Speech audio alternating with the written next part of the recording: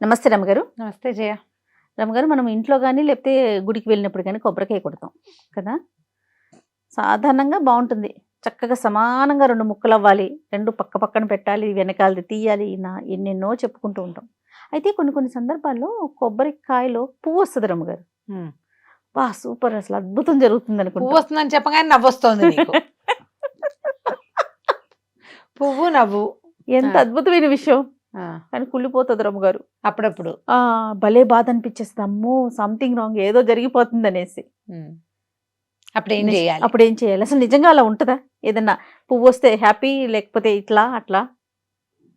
కాదమ్మా. హ్మ్. ఇప్పుడంటే కుక్కర్‌లలో వండుకుంటున్నాం అనుకో. కుక్కర్‌లో వండుకున్నా అలా అవుతుంది. పొయ్యి మీద బియ్యం పెడతావు. బియ్యం కడుగుతావు. దానికేదో ఇంతవరకు కొలత పెట్టి నీళ్ళు పెడతావు. స్టవ్ మీద పెడతావు. అప్పుడప్పుడు మాడదా అన్నం? మారుతది రమగారు. ఒకటి. పొంగదా?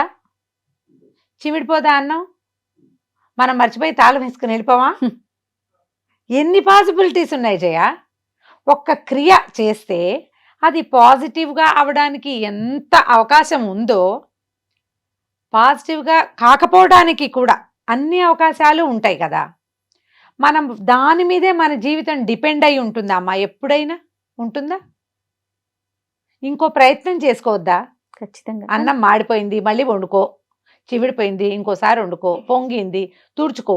కాస్త నీళ్ళు పోసి కాస్త సిమ్లో పెట్టి మూత పెట్టి ఏమిటో చెయ్యి. కుక్కర్లో పెట్టాం. అప్పుడప్పుడు కుక్కర్ ఒక్కోసారి జొయ్యమని కొట్టేసి మొత్తం ఇల్లు వాకిలి ఇదైపోయి ప్రెషర్ ప్యాన్ పేలిపోయి అలా కూడా కావచ్చు. అవును. దాంతో మన జీవితం ఎండైపోతుందా? ఒక శంక ఉంటుంది కదా రమగారు. ఏముంది శంక? అర్రే పొరపాటు జరిగింది, మళ్ళీ చేద్దాం. అమ్మ, సరిపెట్టుకోవటం అనేది ఒకటి ఉంటుంది జయ. భయం లేకుండా జీవించడం అనేది అతి పెద్ద పాయింట్. మనం భయం లేకుండా ఉండాలంటే ఇలా ప్రతి దాని మీద దృష్టి పెట్టుకుని, దానికి భయపడి, దాని మీద ఆలోచించి కాంప్లికేటెడ్గా చేసుకోకూడదు జయ జీవితాన్ని. కొబ్బరికాయ కొట్టాం, ఆ కాయని సరిగ్గా ప్రాపర్గా చూసుకుని కొడితేనే రౌండ్గా పగులుతుంది. ఎట్లా కొడితే బదబదాలుగా ముక్క చెక్క అయిపోవచ్చు, వంకర టింకరగా అవుతుంది. అప్పుడైనా అది కొబ్బరికాయే, అందులో ఉండేది కొబ్బరే, అందులో ఉండేది నీళ్ళే, అది దేవుడికే ప్రసాదం, దేవుడికే చూపిస్తాం. తర్వాత అది ప్రసాదంగా తీసుకుంటాం. మార్పు లేదు. రౌండ్గా పగిలితే నీ కోరిక తీరుతుందని, దాని వెనకాలది తీసేయాలని, తీసేయకూడదని, దానికి బొట్లు పెట్టాలని. బొట్లు అసలు బొట్టే పెట్టకూడదు నన్ను అడిగితే. నేను చచ్చిన బొట్టు పెట్టనివ్వను. గుళ్ళో బొట్లు పెట్టిన కొబ్బరికాయ అంటే ఆ బొట్టు పెట్టిన ముక్క తీసేస్తా. అసలు ఇప్పుడు ఈ బొట్టు అన్ని కెమికల్సే కదమ్మా. అవును రమగారు. ఈ దేవుడికి ఎందుకు కెమికల్ పెడతారు మీరు? అది పర్వత ప్రసాదంగా తీసుకోవాలి కదా. అస్సలు బొట్లు పెట్టద్దు. కొబ్బరికాయకి బొట్టు పెట్టాలని మీకు చెప్పిన వాళ్ళు ఎవరో వాళ్ళకి తెలీదు. సింపుల్గా ఇంకో మాట చెప్తా, మీరేమనుకోవద్దు. ఓవర్ యాక్షన్ అంటాను నేను దాన్ని. కొబ్బరికాయకి బొట్టు ఎందుకమ్మా? చెక్కలకి బొట్టు ఏమిటి? బొట్లు బోనాలు ఎందుకు? మనం ఏ పాత్రలో పెట్టి ఇవి పెడుతున్నామో దానికి నువ్వు ప్రసాదంగా కొబ్బరికాయ కొట్టావా, దాన్ని నేల మీద పెట్టి నివేదన చేయకూడదు. ఇది నియమం. వెనకాల పిలక తీసేయటము కొన్ని చోట్ల ఉంది, కొన్ని చోట్ల లేదు. తీసినా తీయకపోయినా వచ్చిన నష్టం లేదు. ఆ కొబ్బరికాయని 2 చిప్పలు కొట్టి గుమ్మానికి అటు ఇటు పెట్టినట్టుగా దేవుడు కూడా అటు ఇటు పెడతారు. అట్లా పెట్టరాదు. కింద ఏదైనా పెట్టాలి.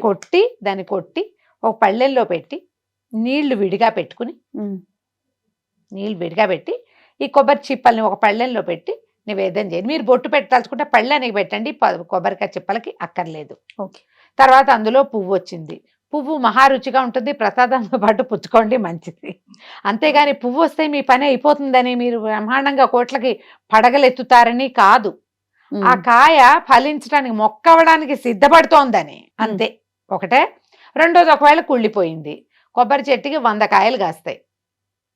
అవి ఏవైనా విపత్కర పరిస్థితుల్లో కొన్ని కాయలు పగుళ్ళు వచ్చి ఉండిపోయి కుళ్ళచ్చు. ఎండాకాలము ఊరికే కాయ దానంతది బద్దలైపోతుంది. ఎండకి చల్లగా ఫంగస్ ఫామ్ అయ్యి లోపల కుళ్ళుతుంది. అవునండి. తడి తగిలితే కుళ్ళిపోవచ్చు. ఆ వెనకాల ఇప్పుడు 3 కన్నాలు ఉంటాయి కదా, నేత్రాలు, అక్కడ హోల్ పడ్డట్టుగా అవుతుంది. అందులో నుంచి నీరు బయటకు వచ్చి కుళ్ళిపోవచ్చు.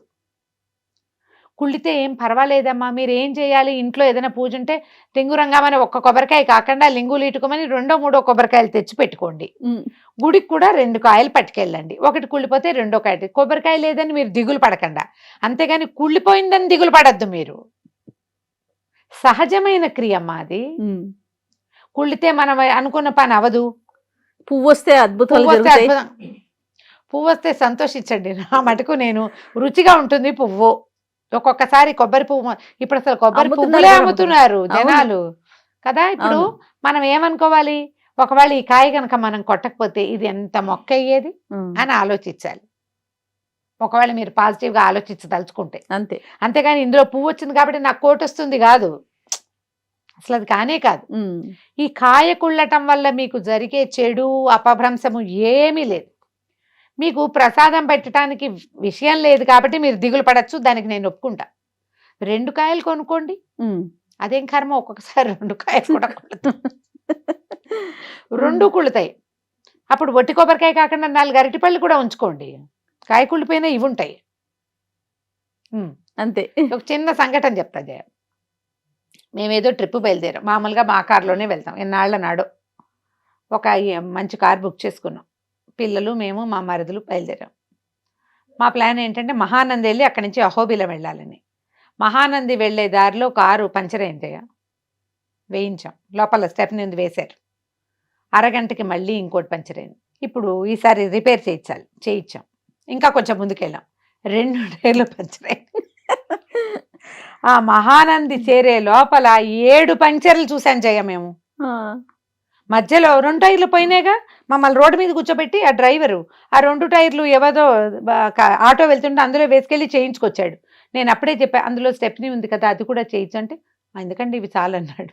ముందుకెళ్ళాక మళ్ళీ ఒకటి పోయింది, ఆ, పంచర్ వేసింది, మళ్ళీ పంచర్ అయింది. 7. ఉమ్, ఎలా చేరామంటే మహానంది ఫ్రెష్ తెల్లవారి వెళ్ళి 9-10 గంటకల్లా మహానంది వెళ్దామంటే 4ంటికి చేరాం సాయంకాలం. రోడ్ల మీదే ఉన్నాం, ఉమ్. రోడ్డు మీదే. కానీ దర్శనం తర్వాత బాగా అయింది. ఇప్పుడు పంచరవంగానే మేము దిగాలు పడితే దుఃఖపడి, అంటే దేవుడు రావద్దంటున్నాడు అనమాట అని భావించామనుకో, ఏముంది, దుఃఖం మిగులుతుంది. అంతే. ఎలాగూ రానిస్తాడు, ఇవాళ కాకపోతే రేపు. రేపమ్మా కదా.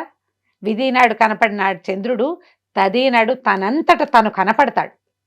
అది ఆలోచించండి. ఖచ్చితంగా. పోనీ తదినాడు కనపడలా, చవితినాడు ఎక్కడికి వెళ్తాడు, చచ్చినట్టు కనపడ్డా అదే కదా. కనిపిస్తాడు కదా. సవిచంద్రుడు చక్కగా కనిపిస్తాడు.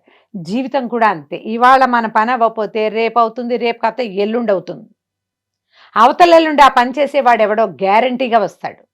దానికి కొబ్బరికాయకి ముడి పెట్టుకోకండి.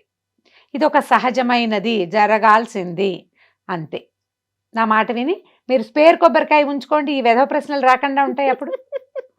బాగుంది రమ్మగారు మీ సలహా. అవునా కదా. అంతే. నేను చేస్తా ఆ పని. 2 కొబ్బరికాయలు పెట్టుకుంటాం ఇంట్లో కూడా. ఒక కొబ్బరికాయ పోయింది, 2 కొబ్బరికాయ కొట్టు. అసలు ఎలాంటి ప్రశ్న రాదు అప్పుడు. అంతే. పోయినా ఏం అవ్వదు, అది సహజమైనది అవుతుంది, అంతే. అంతే. రైట్ రమ్మగారు, నమస్తే. నమస్తే.